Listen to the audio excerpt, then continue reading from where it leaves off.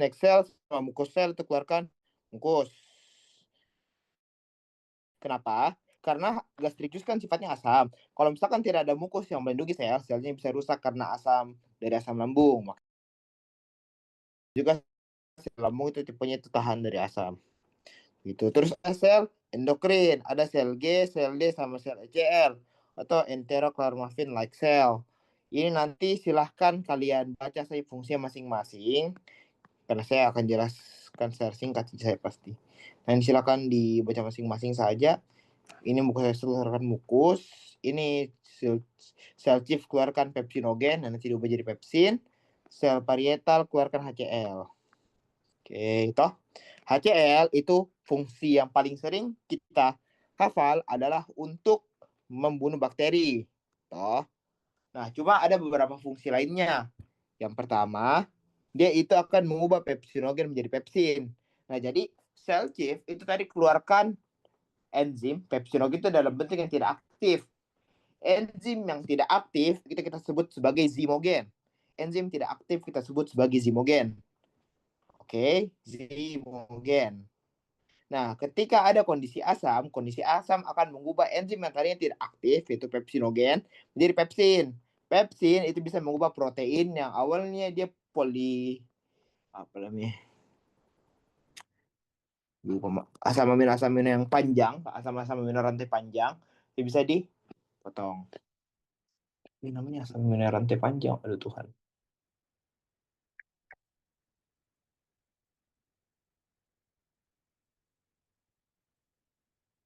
Polipeptida. Nah, dia bisa mengubah polipeptida itu menjadi rantai protein yang lebih pendek seperti itu. Nah, terus selain itu si kan makanan si kaim kan tadi kan hasil olahan dari lembu kan sifatnya asam. Ada juga HCl di situ pas hasil dari pencernaannya. Nah, hasil dari pencernaan yang asam ini itu akan memicu usus untuk keluarkan namanya sekretin sama kolsistokinin atau CCK. Apa fungsi dari sekretin dan kolsistokinin? Nanti kita bahas. Terus juga untuk pencernaan CA2 plus dan Fe2 plus. Oke, terus lagi pepsinogen. Pepsinogen itu nanti punya teks aku jelaskan. Intensi faktor sudah, mukus sudah, kita lanjut saja. Nah, seperti ini. Bagaimana cara kerja dari sel mitokondria, sel parietal? Nah, awalnya ini si HCl nih.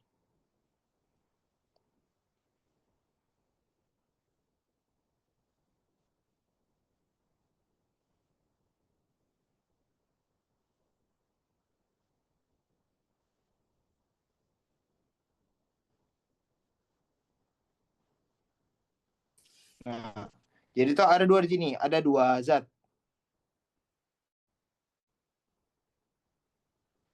Ada kanalikulus sama tubular vesikal dan banyak mitokondria. Mitokondria ini nanti akan mengeluarkan H+. Nah, ini dalam keadaan resting, kanalikulus itu sedikit dan tubular vesikalnya banyak. Ketika dia aktif, tubular vesikal akan bergabung dengan kanalikulus sehingga menciptakan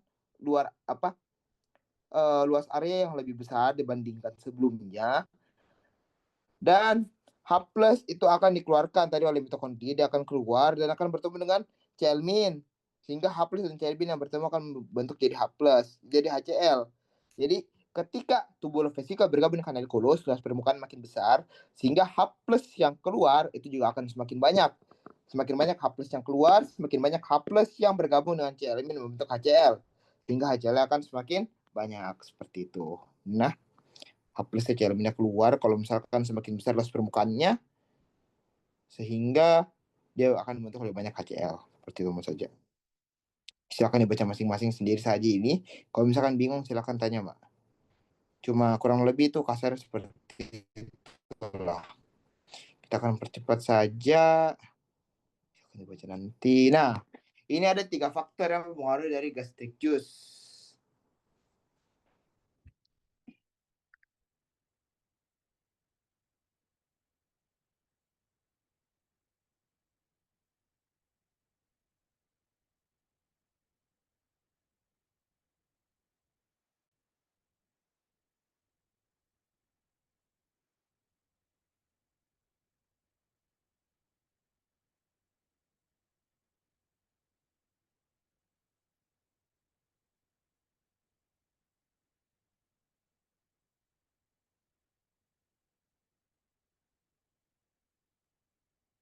Nah, ada faktor yang mengaruhi sekresi dari getah lambung. Jadi kapan tadi kan kalau misalkan di mulut itu kan dari simpatik sampai parasimpatik.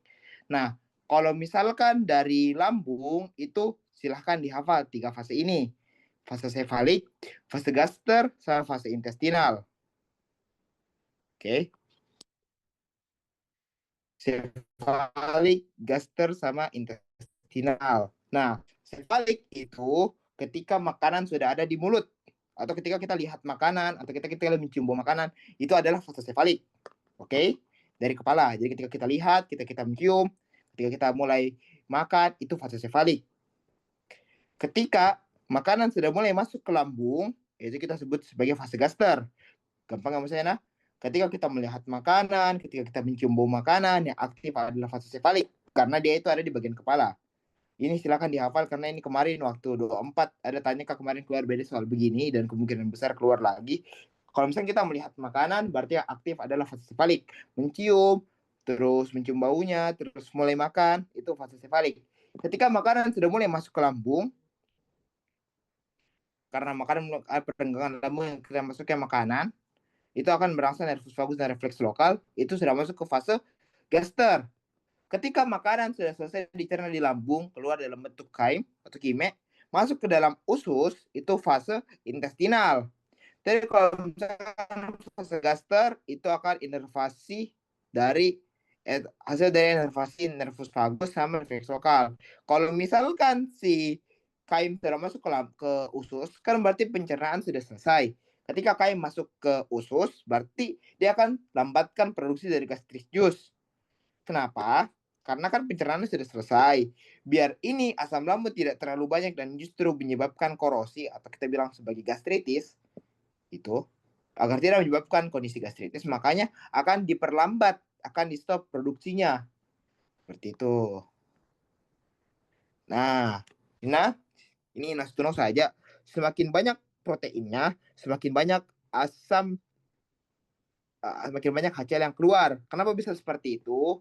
Karena kan yang mencerna protein itu enzim pepsin. Kalau misalkan pepsinnya bau banyak, berarti pepsinogennya juga harus banyak.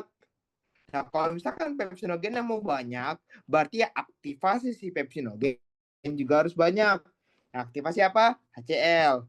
Jadi semakin banyak semakin banyak protein yang dimakan atau dicerna, semakin banyak juga HCl yang dikeluarkan. Semakin asam gastric juice-nya. Seperti itu. Ini faktor ketahanannya. Kan tadi saya sudah bilang gastric juice sifatnya asam bisa menyebabkan kerusakan pada dinding lambung kalau misalkan berlebihan. Apa yang bikin itu bisa tahan dinding lambungnya? Silakan dihafal, ada dari mukus, bikarbonat, ada resistensi mukosa, dari mukosa dan prostaglandin. Nah, ini prostaglandin kenapa bisa seperti ini? Karena dia itu fungsi sebagai vasodilator dan dia akan membentuk mukus dan bikarbonat.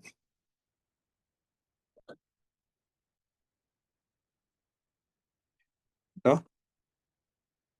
Plus jangan diteketin, pepsin masuk ke sini.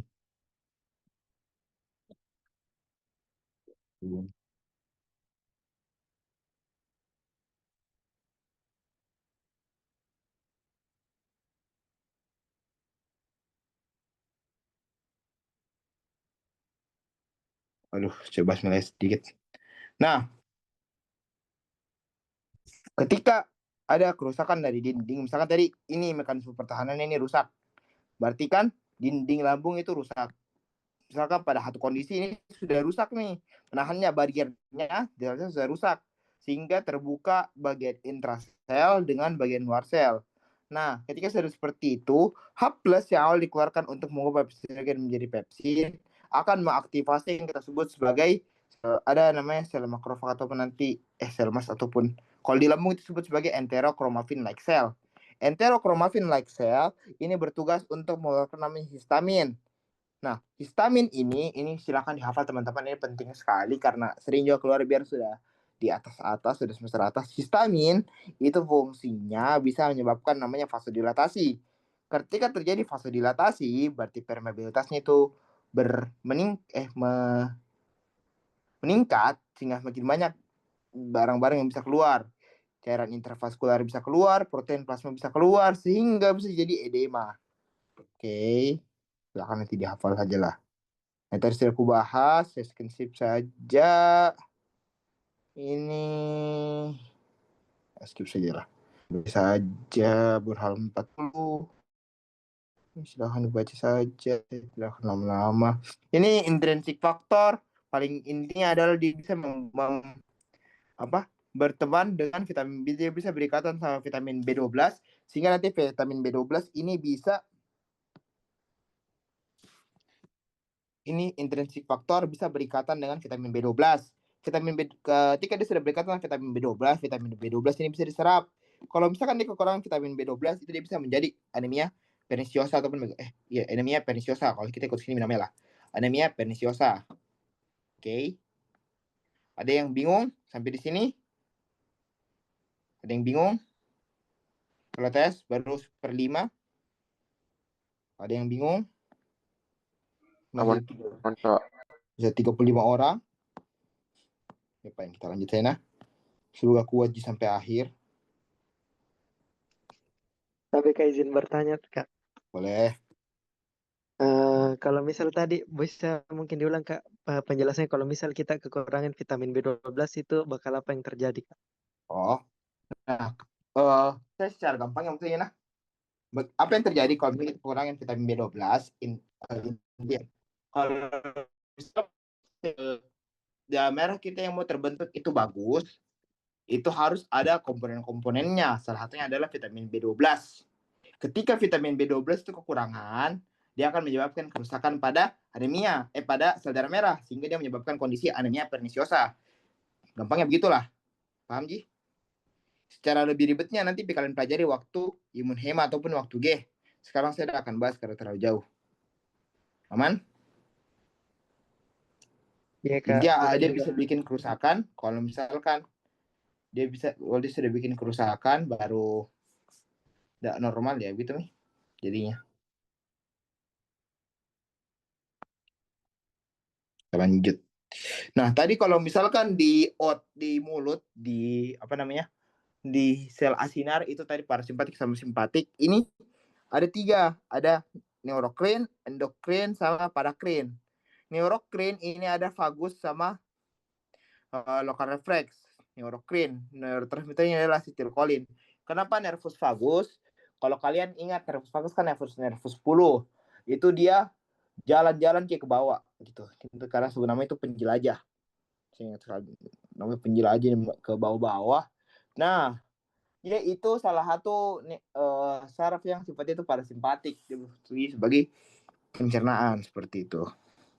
Kalau endokrin ada gastrin keluar dari sel G. Sama parakrin ada ECL atau enterochromaffin like cell. Nah, ini silakan dihafal nah. Ini sering juga keluar di soal histo ataupun soal biokim. Silahkan dihafal mana yang bersifat sebagai inhibisi, mana yang bersifat sebagai eksitatorik gitu. Nah, jadi bagaimana caranya bisa terbentuk yang namanya itu asam lambung dan pepsin. Kan tadi asam lambung itu orang oleh sel parietal. Terus pepsin karena oleh sel chief. Yang suruh ini mengeluarkan itu masing-masing itu sel G. Sel G itu menghasilkan dulu gastrin. Gastrin akan menginduksi sel parietal dan sel chief untuk menghasilkan sekretnya. Begitu juga dengan sel ECL atau enterochromaffin like cell, dia akan mengeluarkan histamin. Histamin dia akan picu sel parietal, kayak itu tidak picu sel chief. Yang menghambat itu ada namanya somatostatin. Jadi ketika makanan sudah selesai dicerna, kaim sudah masuk ke dalam usus, itu sel D akan mengeluarkan somatostatin yang akan menghambat dari pencernaan di lambung seperti itu.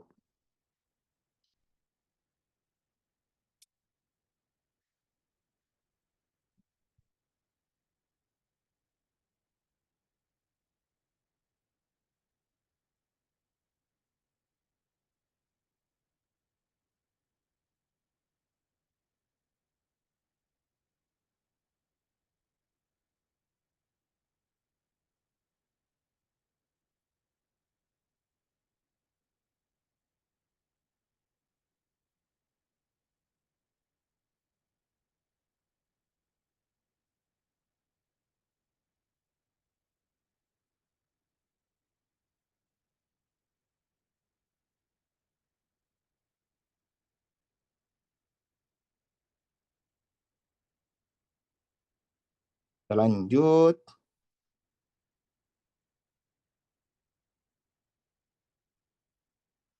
Ini silakan dibaca nah. Terus dibaca saja. Nah, tadi toh sel gastrin itu akan mengeluarkan nih sel G. Sel G itu akan mengeluarkan gastrin. Gastrin itu akan menempel ke enterochromaffin like cell, akan menempel juga ke sel parietal tadi toh. Nah, sel parietal dia akan bicara pengeluaran dari HCl. Sel enterochromaffin like cell picu pengeluaran histamin, histamin aktifkan dari si sel parietal juga seperti itu. Nah, tadi ada yang neurocrine. Neurocrine itu transmitter adalah asetilkolin. Dia akan picu dari HCl sama sel parietal keluarkan HCl histamin seperti itu.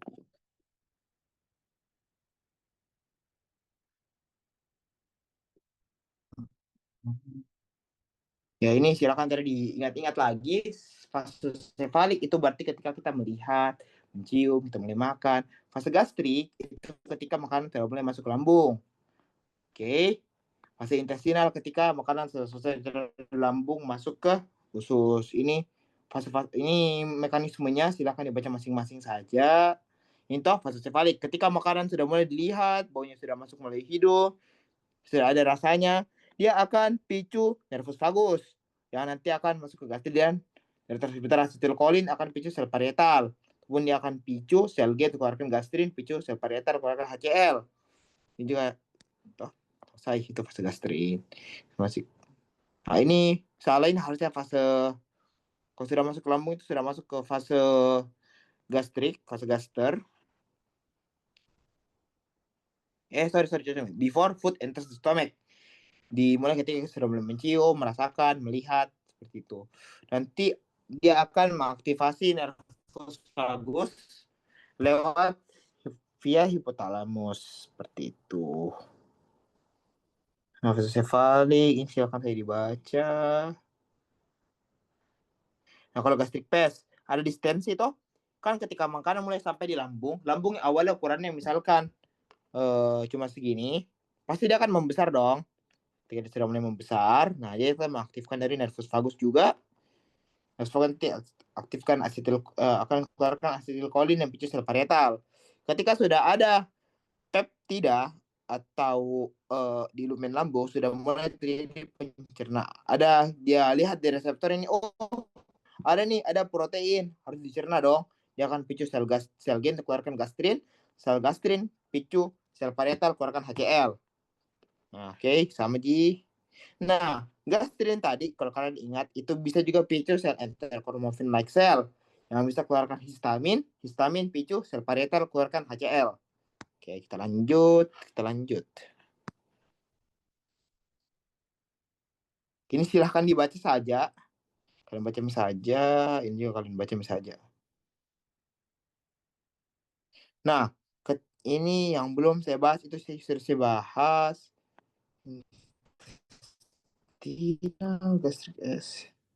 Oh, ini cara penghambatnya. Bagaimana cara menghambat dari pengeluaran gastric juice?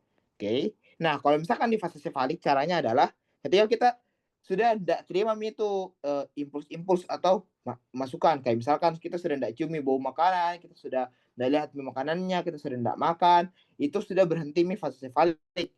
Ketika itunya di-cut, aktivasi dari nervus vagus akan terkat juga. Ketika dari aktivasi nervus vagusnya terhambat, aktivasi nervus vagus yang terhambat akan menyebabkan pengeluaran dari asetilkolin berkurang. Ketika itu berkurang, dia akan sebabkan aktivasi dari sel parietal juga berkurang. Makanya nanti HCl yang dikeluarkan akan berkurang. Seperti itu. Nah, kalau gastric path, dia lewat mekanisme umpan balik negatif. Jadi kan tadi gastrin itu berfungsi untuk mengeluarkan HCl melalui aktivasi dari sel parietal. Ketika sel parietalnya aktif, HCl-nya banyak dikeluarkan, pH sudah terlalu asam, dia akan picu pengeluaran dari somatostatin. Atau di sini dia langsung ke gastrin lah. Gitu. Jadi somatostatin akan hambat dari sel-sel yang sel G, sel HCl, terus sel parietal, sel CIF akan hambat itu sehingga gastrinnya berkurang. Kalau misalnya sel G terhambat, gastrin berkurang, berarti produksi HCl juga akan berkurang. Nah, ini ada dua, ada di kalau fase intestinal itu ada dua caranya menghambatkan fase intestinal itu ketika makanan sudah mulai masuk ke usus. Ketika makanan sudah masuk di usus, kaim itu pasti sifatnya asam. Kenapa kaim itu sifatnya asam? Karena yang mencerna di lambung itu sifatnya asam, pasti ketempelan asam-asamnya ke bawah ke usus. Nah, usus ini sifatnya basah. Makanya itu akan khas sekali ketika makanan sampai di lambung, dia akan aktifkan splenic reflex atau enterogastrik ataupun sekretin melepaskan sekretin sehingga dia akan nanti menurunkan sekresi dari gastrin. Sama tadi akhirnya ketika gastrin dikurangi, pengeluaran dari HCl oleh sel parietal juga akan berkurang. Seperti itu. Nah, terus ini juga ketika sudah ada lemak di duodenum, ketika sudah mulai pencernaan lemak, berarti pencernaan di lambung sudah selesai nih karena makanan sudah sampai di usus, usus sudah mulai mencerna. Nah, berarti di lambung sudah selesai, maka dia akan mengeluarkan GIP atau gastric inhibitory peptide. Dia akan menurunkan sekresi gastrin dan sel parietal seperti itu. Paham sampai sini?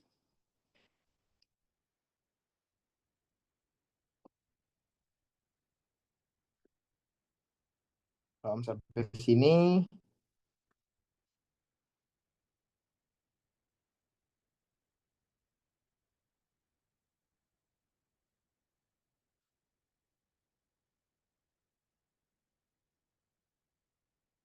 Lanjut saya nah.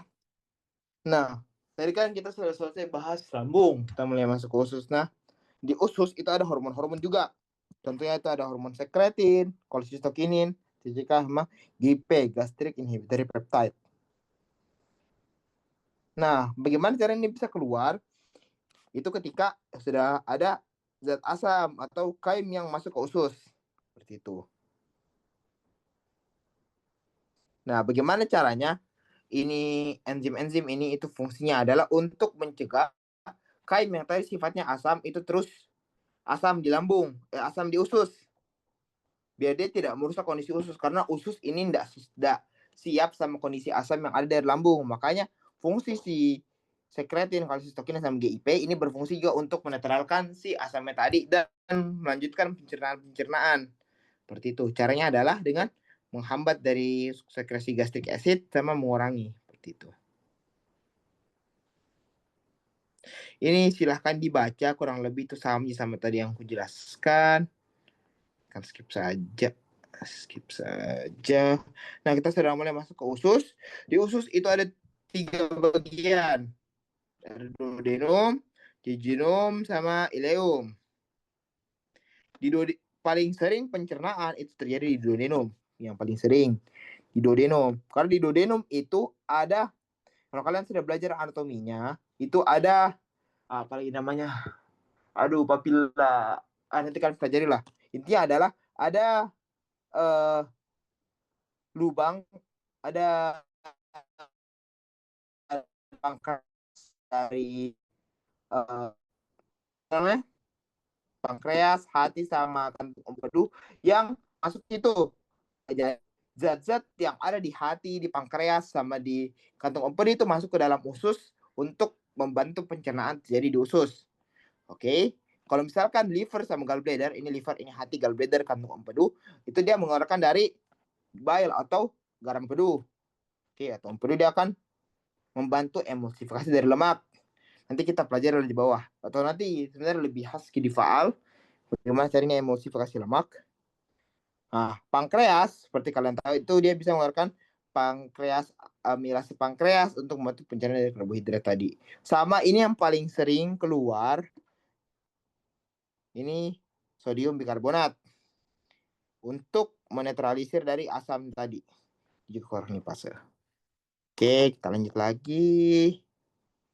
Ini silahkan saya dibaca kalau fungsi-fungsi. Nah, ini pergerakannya bisa jadi ditanyakan. Ada tiga, ada peristaltis untuk bikin makan itu terus maju, ada segmentasi. Kenapa di usus itu ada segmentasi? Karena dia tuh mau bagi ini si sekretnya jadi bentuknya lebih kecil sehingga bisa keluar lewat rektum, lewat anus seperti itu. Itu peristaltis. Ini peristaltis dia makan kalau misalkan segmentasi itu dibagi menjadi bentuk yang lebih kecil biar gampang dicerna. Nggak bisa keluar lewat anus seperti itu. Ini tadi sama di sini ada di lambung, khususnya di lambung. Ada sphincter, ada cardiac sphincter sampai larynx sphincter. Nah, ketika si cardiac sphincter ini khususnya dia mengalami namanya relaksasi atau dia tidak menutup ketika seharusnya menutup, asam lambung itu akan keluar. Asam lambung keluar dari lambung merusak, dia akan merusak sel-sel yang ada di sini. Nah, ketika dia akan sebabkan sensasi panas. Kayak dia jawabkan namanya GERD atau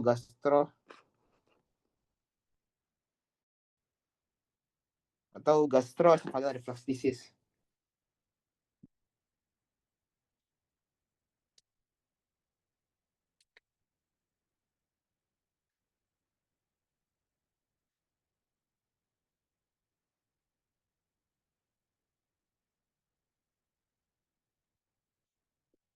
Sorry. Lanjut lagi. Sekarang ini baca saja. Oh iya, yes. Nah, di usus itu nanti kalian belajar di histologi, itu dia ada namanya fili dan mikrofili. Kenapa harus ada ini? Karena di usus itu juga ada penyerapan. Nah, biar penyerapan itu mudah, makanya sel usus itu dia begini, naik turun. Kenapa dia harus naik turun? Biar luas permukaannya semakin besar dan semakin banyak makanan yang bisa diserap. Seperti itu. Ini silahkan dibaca saja. Intinya adalah kalau Winto, gampangnya itu lihat ki nama depannya Malta, Lakta itu. Maltase berarti dia mengolah maltosa. Oke. Ini laktase berarti dia mengolah laktosa. Seperti itu. Gampang kalau karbohidrat lah. Sukrase, sukrosa. Ini fosfatase berarti fosfat. Polinukleotidase berarti asam nukleat. Itu sih harusnya. Kita skip saja ini. Skip. Nah, kita mulai masuk ke usus. Sekresinya. Di usus itu ada bagaimana bisa teraktivasi pencernaan di usus ketika sudah mulai kaim masuk di usus. Kaim sudah selesai diolah di lambung, makanan selesai lambung, keluar dari lambung, masuk ke usus sampai jadi kaim. Oke, kan memicu dari hormon sekretit sama kolsistokinin. Sama tadi dia itu nervus vagus sama nervus vagus untuk eksitatorik, simpatik itu inhibisi. Kenapa bisa inhibisi? Karena kalau kalian ingat namanya sistem, kalau simpatik itu fight or flight, kalau misalkan parasimpatik itu rest and digest. Itu perbedaannya nah. Jadi simpatik dia akan inhibisi. Nah, tadi kalau misalkan di di mulut itu kita sebut itu sebagai kelenjar eksokrin. Kenapa bisa? Karena ada salurannya. Sedangkan kalau misalkan di pankreas itu ada dua, endokrin sama eksokrin. Silahkan dihafal yang mana yang masuk pengeluaran dari endokrin, yang mana yang masuk pengeluaran oleh eksokrin. Silahkan dihafal nah. Nah ini yang aku bilang, papilla duodenalis.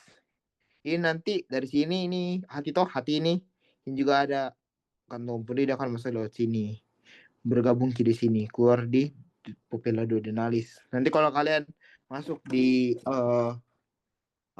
masuk di di G pasti ditanya yang sering sekali keluar. Ini satu jalur kita keluarnya, sphincter of Oddi. Oh iya namanya sphincter of Oddi.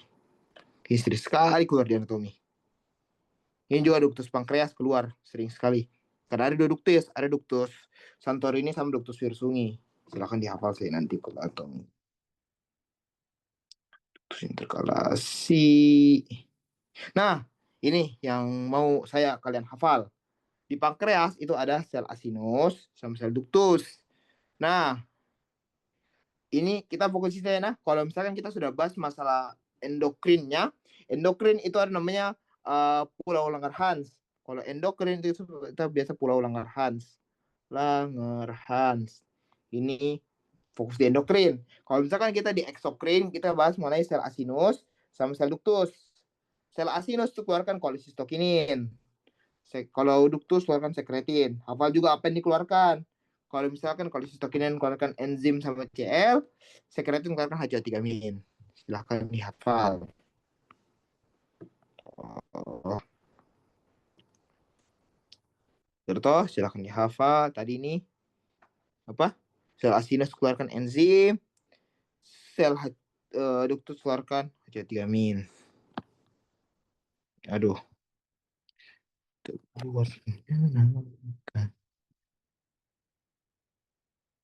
Silakan sih dihafal. Nah, untuk siapa lagi namanya? Pankreas itu kan pencernaannya itu terjadi bukan di pankreas. Makanya enzim yang dikeluarkan oleh pankreas dan dikeluarkan oleh sel asinus itu dikeluarkan tidak dalam kondisi aktif, tidak dalam kondisi yang tidak aktif. Kita sebut sebagai zimogen. Oke, zimogen. Tidak aktif. Kenapa bisa? Karena kalau misalkan dikeluarkan dalam bentuk aktif, justru itu enzim-enzimnya akan mencerna si pankreas. Malah bisa menyebabkan namanya kita sebut sebagai pankreatitis. Ketika pankreatitis dicerna justru oleh enzimnya. Itu pankreatitis. Ini ada enterokinase menjadi tripsin lagi jadi tripsin menjadi oh iya.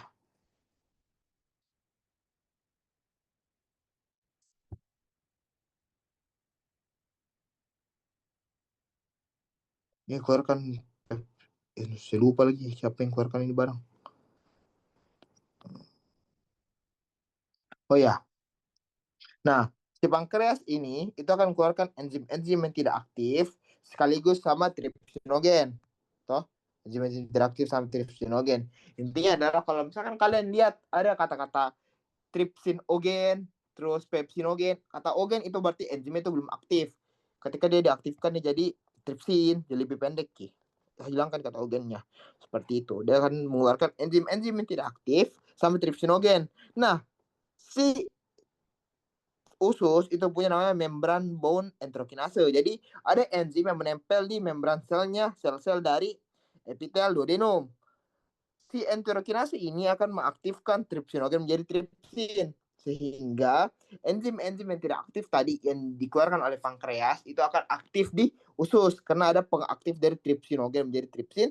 Tripsin yang aktifkan dia menjadi sel tripsin yang aktifkan dia menjadi enzim-enzim yang lebih aktif. Seperti itu. Ini silahkan saya dibaca, ya juga dibaca saja. Baca saja ini, baca juga. Ini intinya ya seperti biasa lah fungsi buffer toh menetralisir asam saja. Nah, tadi kalau misalkan di lambung itu kondisinya asam karena enzim-enzim yang ada di lambung itu butuh suasana asam juga untuk membunuh bakteri. Kalau misalkan di usus itu dia enzim-enzim adalah enzim-enzim yang butuh kondisi basah. Sehingga makanan yang asam dari lambung itu harus dinetralisir. Makanya ada H2-amin yang dikeluarkan. Siapa tadi keluarkan H2-amin? Sel ductus, bukan sel asinar. Sel ductus, nah, silakan saya dibaca. Ya, picu pengeluaran sel ductus itu sekretin. Jadi sekretin, picu sel ductus keluarkan H2-amin atau bikarbonat. Seperti itu. Nah, itu adalah sel sistokinin.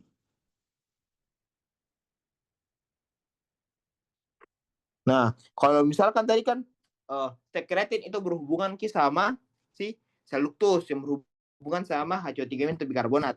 Kalau misalkan si sel asinar, sel asinus itu berhubungan sama kolesistokinin. Kolesistokinin akan picu sel asinar untuk keluarkan enzim-enzim yang tidak aktif tadi bersama dengan tripsinogen. Ketika enzim-enzim yang tidak aktif dan tripsinogen ini sampai ke usus, membran bone enterokinase yang nempel di dinding di sel di membran di epitel membran dari sel epitel di duodenum dia akan mengaktifkan tripsinogen menjadi tripsin yang akan mengubah si tripsin mengubah enzim-enzim yang tidak aktif tadi menjadi enzim yang aktif seperti itu. Ini fase-fasenya silahkan dibaca lagi sajalah. Nah, saya akan jelaskan mulai di sini. Jadi, ketika makanan tadi sudah selesai masuk di lambung masuk ke duodenum dalam bentuk kaim kime sel I, kita baca sel I, nah sel I hafal sekali, sel I kolesistokinin. Sel I kolesistokinin dia berhubungannya sama sel asinar. Oke. Sel I itu akan mengeluarkan kolesistokinin. Kolesistokinin akan berhubungan sama sel asinar. Sel asinar akan mengeluarkan enzim-enzim yang tidak aktif. Oke. Enzim yang tidak aktif tadi akan diaktifkan di usus melalui aktivasi dari tripsin. Aktivasi tripsin itu dibantu oleh enterokinase yang ada di epitel dinding usus halus. Toh, sedangkan kalau misalkan sekretin, itu ingat sekretin berarti sel S. Oke, sel S itu akan aktivasi sel ductus. Sel ductus akan kurang H3 untuk ini asamnya. Toh, biar dia tidak asam begitu. Tadi kalau pemicunya di sini ada pemicunya itu adalah lemak. Pemicunya itu pengeluaran dari enzim-enzim di sini adalah lemak. Pemicu utamanya itu lemak. Pemicu dari pengeluarannya kolesistokinin. Kalau misalkan pemicu utamanya si ini sekretan adalah H+ karena kondisi asam. Ini silahkan saya dibaca. Ini secara umum. Oh ini masalah refleks bagus. Kan asetilkolin dia asinar karena H3 min. Kayak itu. Nanti dia akan picu juga pengeluaran dari kolesistokinin. Tuh.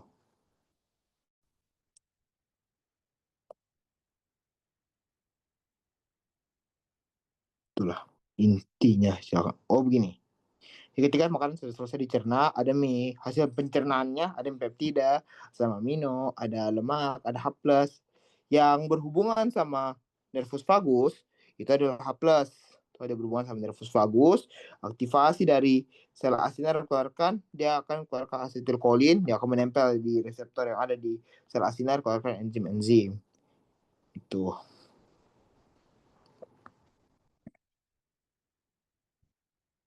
Silahkan saya dibaca. Aduh, saya dibaca ya. Nah, kalau di hati itu yang paling penting adalah kita bahas ini sebenarnya penting, cuma yang paling beda itu masalah ini yang belum pernah dibahas sebelumnya. Saya yakin sebenarnya ini sudah pernah dibahas waktu di BM1 lah at least. Yang ini masalah asam empedu, garam empedu. Toh ini sering sekali keluar, jadi harus kalian hafal betul-betul. Ini sering sekali keluar. Glukosa di hati itu jadi apa saja ya, hafal. Aduh, si lupa lagi namanya. Ini ada yang tahu nama prosesnya apa? Nama prosesnya? Ada yang tahu nama prosesnya perubahan dari glukosa menjadi asam lemak? Ada yang masih ingat? Pelajaran B1 menjadi status biokim, ada yang masih ingat? Oh, itulah. Cocok. Lipase, pembentukan lemak. Kalau ini di store jadi ini Glikogenesis. yes. Kalau yang ketiga apa? Oksidasi jadi asetil-CoA.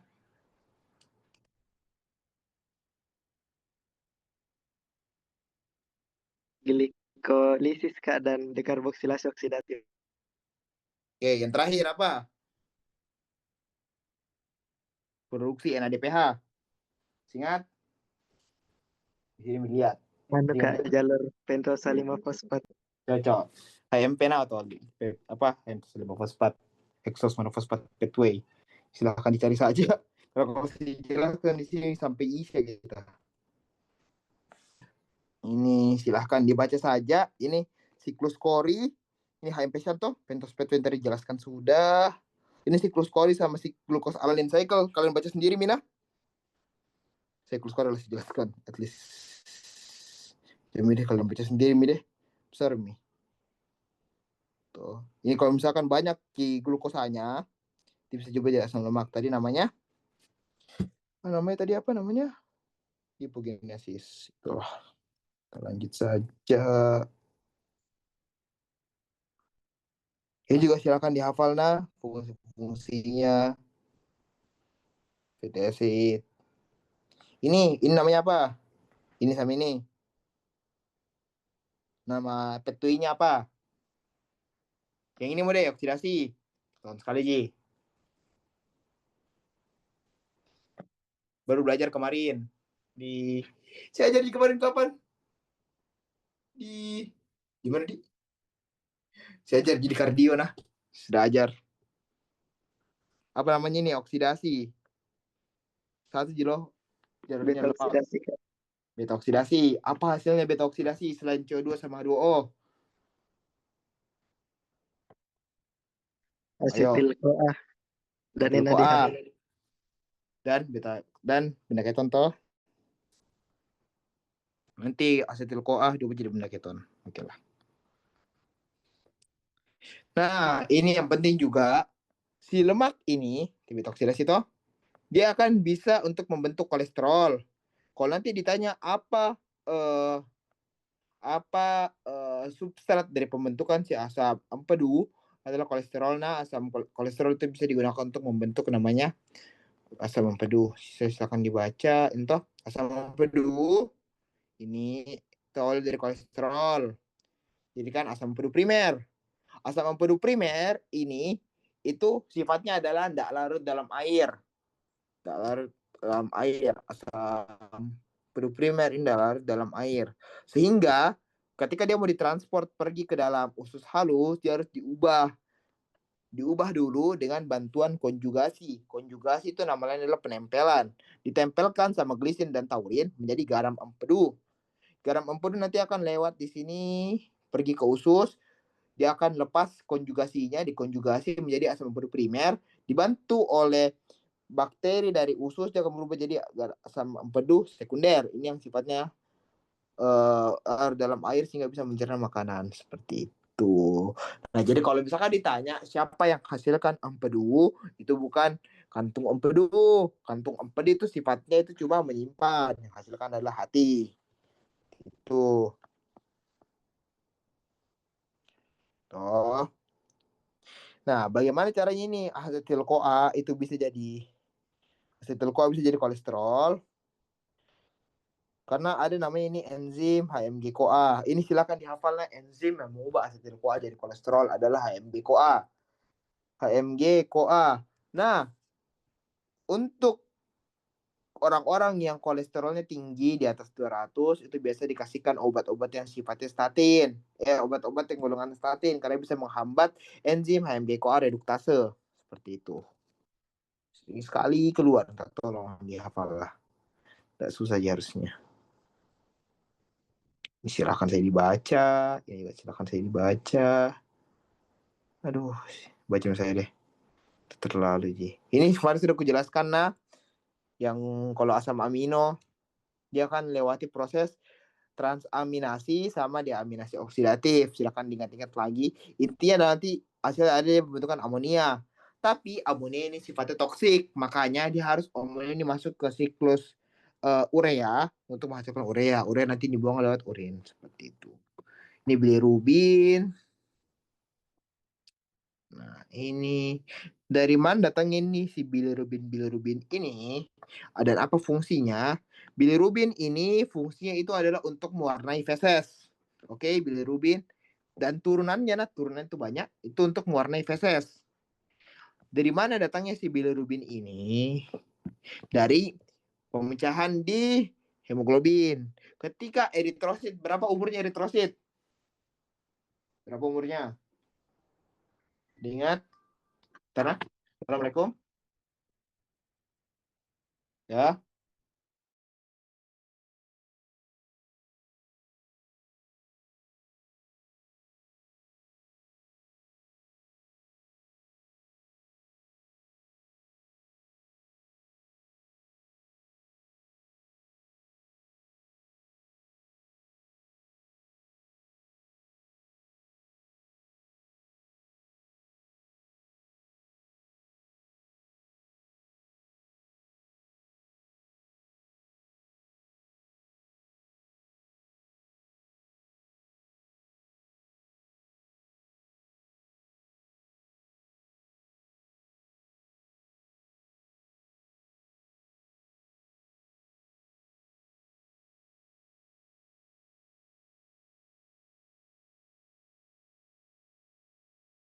Masih ada share screen kok, masih ada.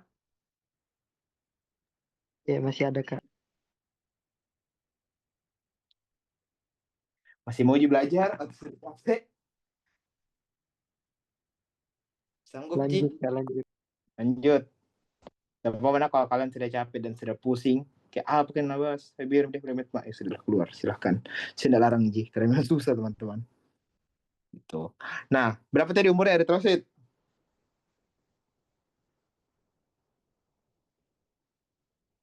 Berapa umurnya?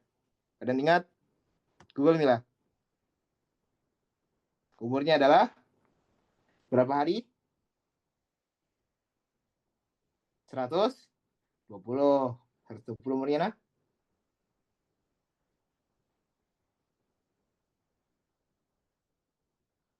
Umurnya 120 seperti itu.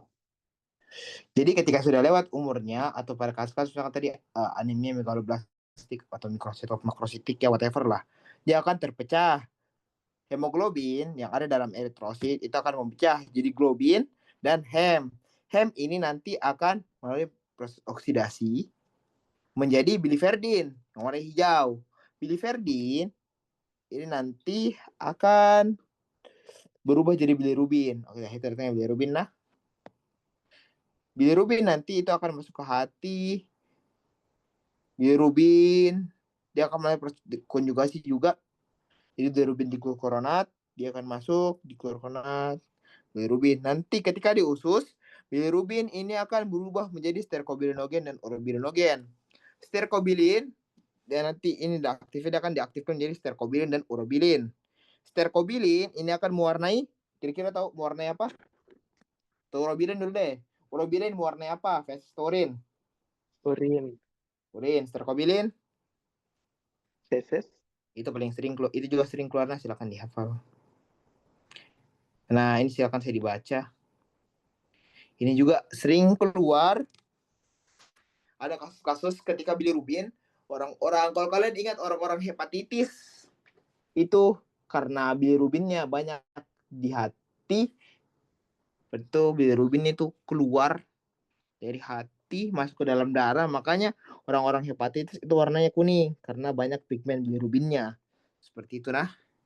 Nah, eh, ini peningkatan bilirubin ini dibagi lagi jadi dua. Tiga, ada prehepatik, ada hepatik, ada poshepatik.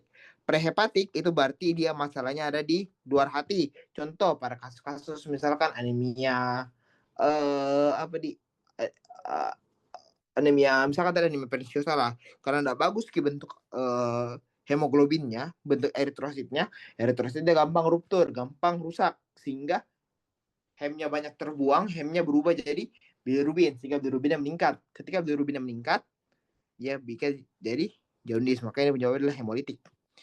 Hepatik itu jadi contoh pada kasus hepatitis. Nah, post hepatik kenapa bisa?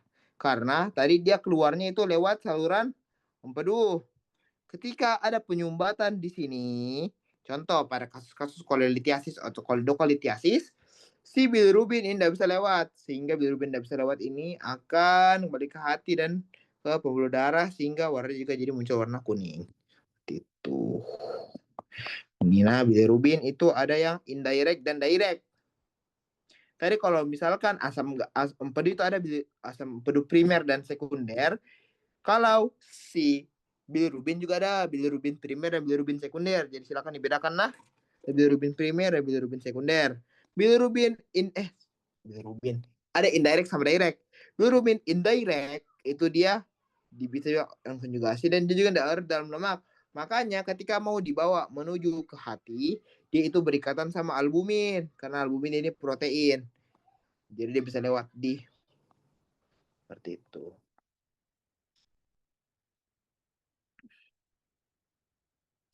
Aduh, tambah 118. Nah, kalau vitamin, dia ada ini saya vitamin lemak, ada ADK. Sajalah. Maaf dulu saja ini protein, kamu baca saja. Nah, ini di hati itu ada bagi per beda-beda lobus. Kalau misalkan zona yang dekat sama pembuluh darah, kalau misalkan zona dengan pembuluh darah, berarti kan darah banyak lewat di situ sehingga banyak oksigen. Nah, sehingga daerah-daerah yang di dekat dari pembuluh darahnya itu akan menyebabkan akan lebih banyak kondisi-kondisi yang reaksi-reaksi yang oksidatif karena butuh banyak oksigen seperti itu. Nah, ketika banyak reaksi-reaksi oksidasi, maka butuh juga pertahanannya itu glutathione. Aduh, jadi kuis deh, lama dulu nih. Ingat ini glutathione datangnya dari mana nah? Nah, kalau misalkan yang dekat sama vena, kan di vena kan lebih sedikit ke oksigen dibandingkan di dekat arteri. Makanya lebih banyak dia reaksi-reaksi yang reduksi seperti itu. Apa-apa sih reaksinya? Ada ini sama ini silahkan dihafal masing-masing nah. Oke, ini kita saya skip saja. Skip saja lah ya. Aduh, baca saja. Jelaskan ini kah? Skip saja ya. Skip saja. Silahkan dibaca-baca sendiri macam masing-masing saja. Soalnya kalau misalkan ada bahasa-bahasa Jepang kah Cina ini? Jepang, Jepang. Karena ini PPT Prof. Marhen. Saya sudah tahun lalu bawakan di 24. Saya bawakan di kalian. Semoga tahun depan ada yang gantikan bawakan ini. Kita skip saja bisa dibaca. Nah, ini fungsinya empedu. Karena lemak yang kita makan itu bentuknya besar. Tidak bisa langsung dicerna sama enzim-enzim yang ada di usus. Makanya dia melalui namanya proses emulsifikasi oleh garam empedu seperti itu. Nanti kalian belajar juga prakteknya. Tuh. Nah, terus ini juga yang sering orang salah paham. Kalau misalkan hasil dari metabolisme si glukosa sama protein itu dia habis masuk difusi ke dalam sel usus, dia itu akan masuk ke pembuluh darah. Beda kalau misalkan si hasil metabolisme dari si empedu ini dia akan masuknya justru ke saluran limfa dibantu sama kilomikron namanya. Kilomikron. Nah, hasil dari emulsifikasi tadi dia akan membentuk yang namanya misel. Nah, hasil emulsifikasi misel seperti itu. Nah, bisa seperti itu teman-teman. Karena emulsifikasi bentuknya kan lebih pendek seperti ini. Tuh. Nah, ketika sudah ada bentuk pendek, si lipa ini akan berfungsi untuk memecah mie. Nah, nanti dia memecahnya itu dalam bentuk trigliseridanya jadi monogliserida sama asam lemak, monogliserida dan asam lemak. Nah, nanti ini akan dibentuk di dalam satu lingkaran seperti itu. Akan dibentuk di dalam satu lingkaran seperti ini misal. Nah, ini kita sebut sebagai satu misel seperti itu.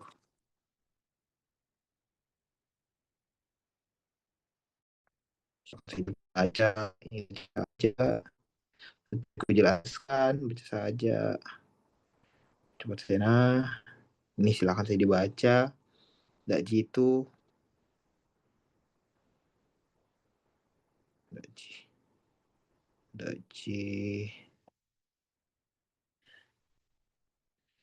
Duh, perlu kubahas ini kah?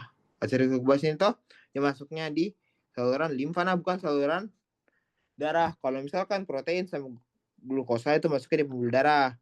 Kalau misalkan si lemak ini masuknya lewat saluran saluran limfa dibantu sama kilomikron. Jadi silakan saya dibaca. Itu kalau kalian lihat ini masuknya lewat mana? Tuh, pembuluh darah bukan pembuluh limfa. Kalau misalkan karbohidrat itu tidak diserap, contoh pada orang yang tahu laktos intoleran, tahu kan kasus laktos intoleran itu enzim laktosanya itu lebih sedikit sehingga dia tidak bisa mencerna sehingga laktosanya banyak tertinggal di usus sehingga dia bikin orang bisa gargling, flatulensi, kentut, diare seperti itu.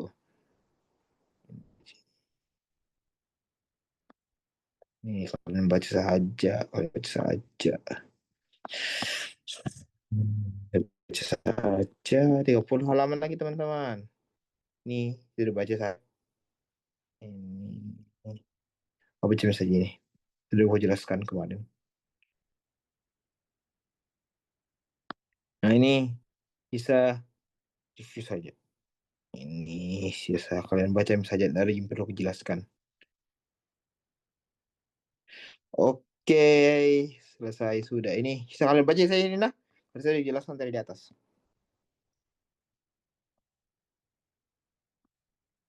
Ini, sudah nih. Sisa kalian baca saja. Ini sisa kalian baca saja. Oke, selesai PPT 200 halaman. Akhirnya ada yang kan? Kita lanjut saya nah. Jam 5:30 juga. Kita lanjut saya. Kita lanjut dulu nah di sini. Ini berapa halaman? 29 sedikit sih. Jadi nah penutupan terakhir. Karena dengan ini berarti selesai misalnya terakhir kalian di biokimia. Selanjutnya kalian lanjut belajar sendiri-sendiri biokimianya. Metabolisme ini kalian bisa baca. Bisa baca. Saya akan jelaskan kalau yang menurutku saya perlu kalian ini lah paham. Nah, kita main lama di sini lah. Main lama di sini. Ketika makanan masuk di mulut, tolong interaktif saya teman-teman lah, karena saya mau respon-respon ini. Polisakarida. Polisakarida misalkan dicerna di usus tadi oleh enzim apa? Polisakarida dicerna di mulut oleh enzim. Kalian dengan enzim apa? Yalin, Kak. Yalin. Diubah jadi kalau bentuk yang lebih sederhana. Selain itu di mulut terjadi juga pencernaan mekanik oleh Gigi, Kak. Oke, lanjut. Glukosa masuk ke proses yang kita sebut sebagai proses tadi di sini. Glukosa. Kalau misalkan ada biar ada nada tetap dimasuk. Glukosa dicerna lewat proses yang kita sebut sebagai proses ini 3. Apa 3? Apa Iban? Glikolisis. Wih, sisa 17, Pak. Ya udah lah ya. Masih mau dilanjut? Oh, udahan. Ya mesti. Kalau mau lanjut. Kalian baca misalnya gini deh. Kita pertiga. Nah, ini siklus lapar kenyang. Yang penting adalah fungsi dari grelin sama insulin. Kalau tidak salah ya. Leptin sama grelin. Itu yang kalian perlu tahu yang mana yang hormon grelin, apa fungsinya, yang leptin apa fungsinya. Itu. Ini ada 3 fase. Ada fase kenyang.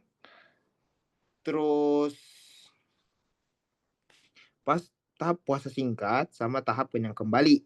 Nah, tahap kenyang yang awal itu ketika kita selesai makan. Kita selesai makan, kita selesai makan nih. Set. Terus ada tahap puasa singkat di mana ini makanya kita ini masih dicerna, masih dipotong-potong, masih diurus di usus, dicerna-cerna, enzim sudah keluar. Nah, ketika makanan sudah masuk ke dalam sel, itu sudah kenyang kembali seperti itu. Nah, tahap kenyang. Hasil akhirnya adalah harapannya itu ketika kita sudah selesai makan, kadar-kadar yang tadinya itu tinggi terus turun ke normal lagi. Misalnya glukosa darah, nah misalkan kita makan nasi nih, sudah makan nasi padang, sudah makan, Nah, ketika dia sudah makan, harapannya adalah awalnya itu meningkat, tapi ketika sudah selesai dicerna, itu harapannya itu turun lagi kembali ke normal kadar glukosa darahnya, biar dipakai sama organ. Nah, dipakainya itu kalau misalkan tuh glukosa ada 3 target utama, hati, otot, sama jaringan adiposa. Kenapa ada glukosa yang masuk ke jaringan adiposa pada jaringan lemak? Karena dia mau diubah jadi yang namanya di fetus asam lemak. Regulator utamanya untuk menormalkan si glukosa darah itu adalah insulin. Sudah belajar lah, saya dibaca saja. Fat after. Nanti kalian belajar lah siklusnya lebih lanjut di faal. Saya akan bahas banyak sih. Leptin itu hormon lapar sih setauku. Nah, makanya toh leptin itu akan picu pengeluaran dari sudah agak lupa ya. Nah, kalau misalkan tadi si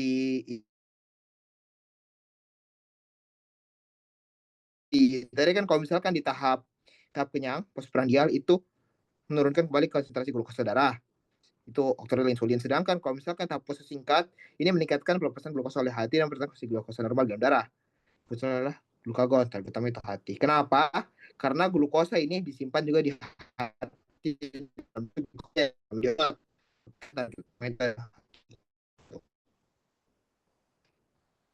Ini silahkan saya dibaca. Nah, kalau misalkan oh salah. Tin itu hormon kenyang, gradasinya hormon lemak, oh. Karena ini kan food intake gitu. Yang dibaca saya nah. Nah, kok tahap kenyang kembali ini peralihan dari glukagon ke insulin. Nah, karena ketika kita sedang fase singkat, normal itu akan itu makan tok, makan kita makan lagi, maka di tahap yang kembali kita ada peran dari glukosa untuk makan lagi. Gitu. So, glukosa dari saat ini. Dan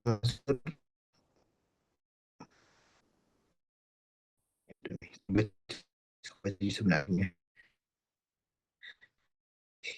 ini penting, ini paling sering genes mulai naik di hari ke kayak orang-orang kayak misalkan tanya kayak ini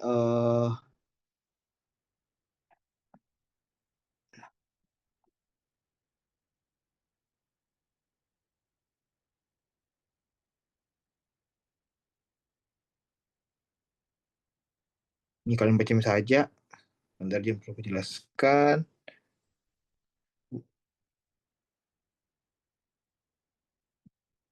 Ya kalau dibaca merah PPT yang ini harusnya dari jam perlu jelaskan. Kalau misalkan ada yang kalian mau tanya, silakan chat Kak. PPT sudah kukirimkan. Ada yang mau ditanyakan? Kalau sudah tidak ada, saya izin tutup nih.